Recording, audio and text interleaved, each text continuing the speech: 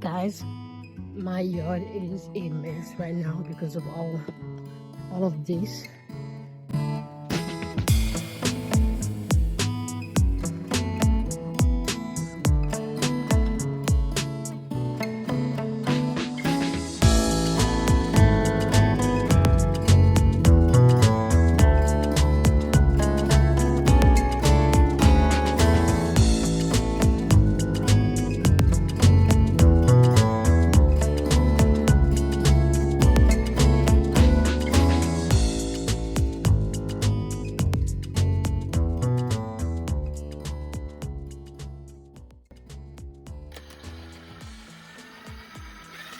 Hi guys, welcome back to my channel. If you're new here, my name is Katie and this is Kate Vlog.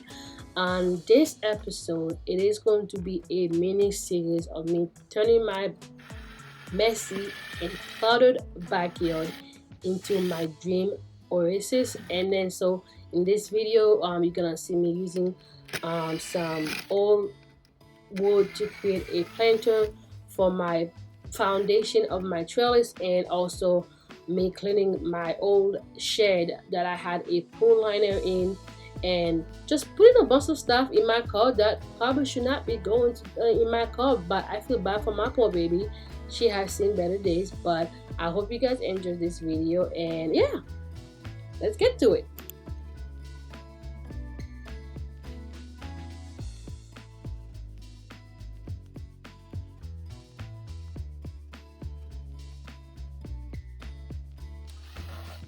So part one of this video is me basically reusing a lot of materials that I had sitting in my front yard. Guys, when I tell you that my front yard is a hot mess, and I think I may have a small hoarding problem.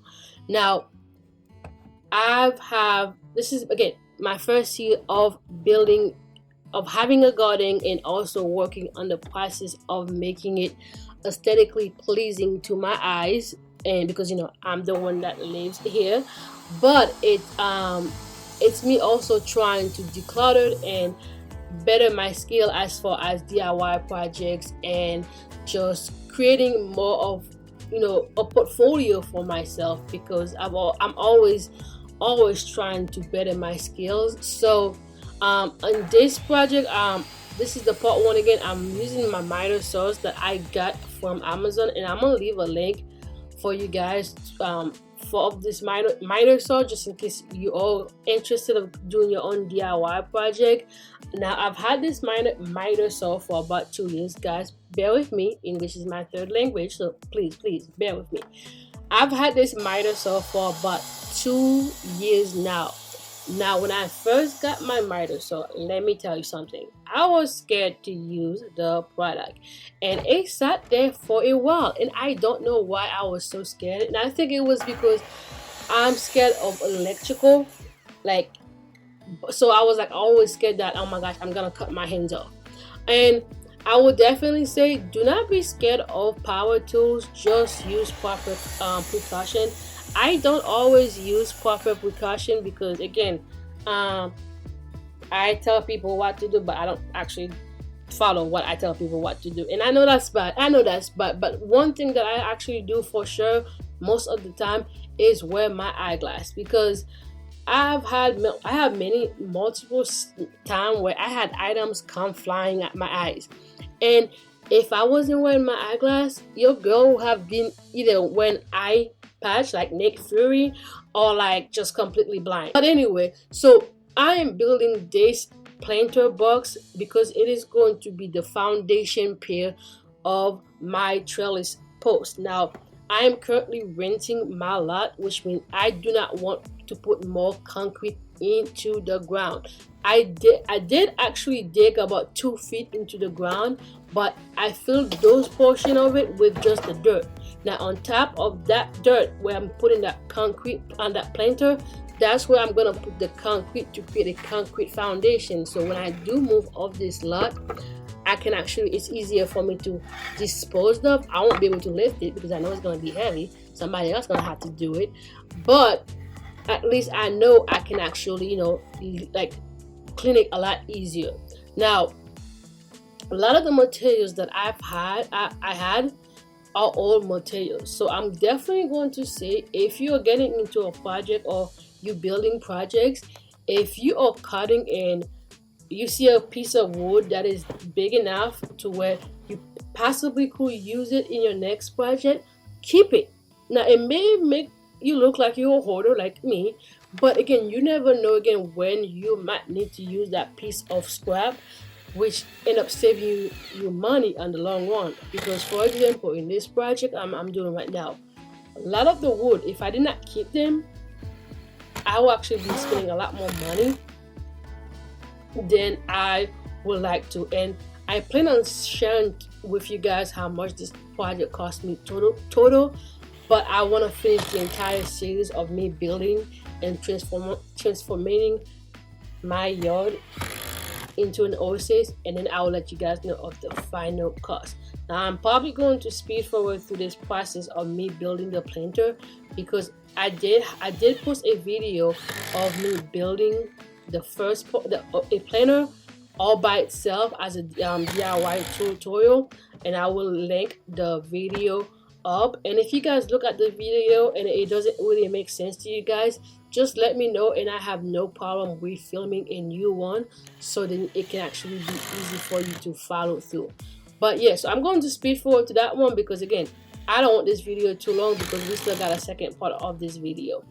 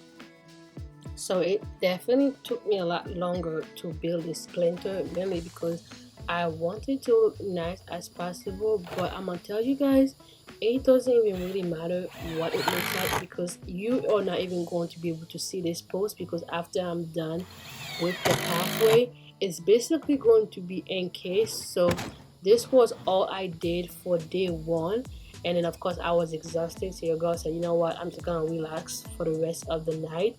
And then the next day I did tackle the yard.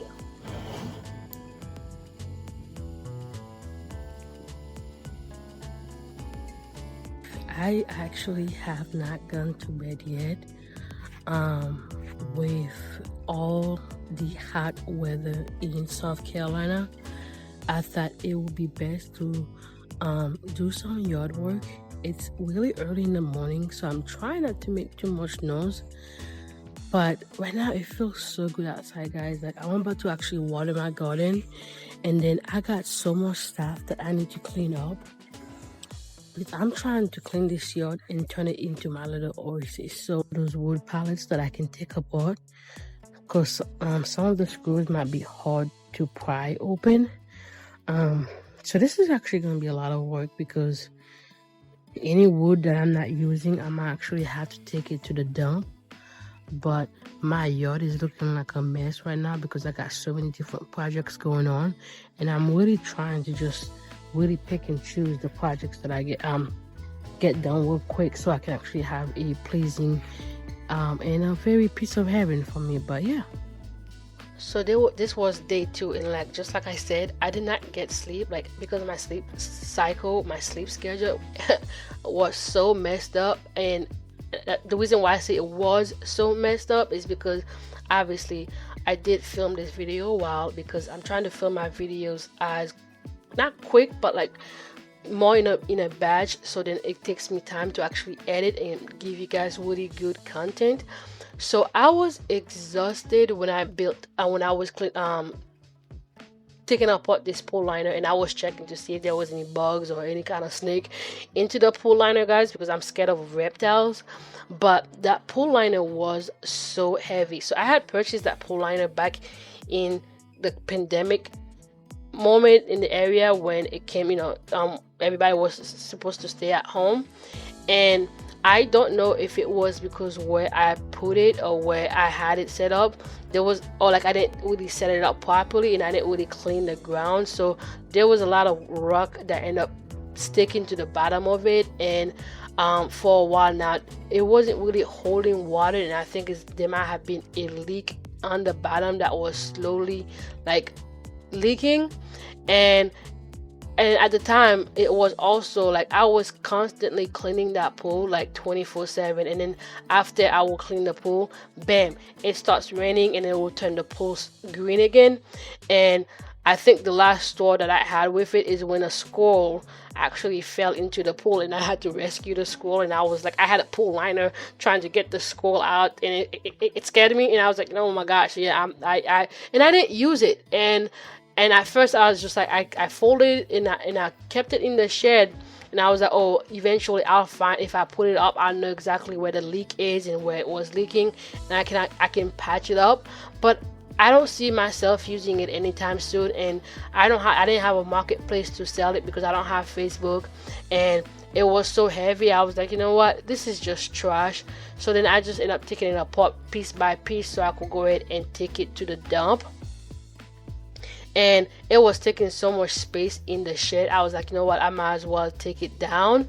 So I was exhausted by the time I finished cut this thing. It was a large pool. I think it was like a 52 feet. Was it 52 feet? Like the round one. I think it's the 52 whatever round size that they have. And after I did cut that pool down, I was exhausted. I actually went back inside the house and I took a nap. One, because it was about to start getting really, really hot outside. I was already sweating by the time I was cutting the pool liner. So this was after I finished taking my nap, which hence by the different shirt that I'm wearing. Still wearing the exact same shirt because again, your girl was lazy.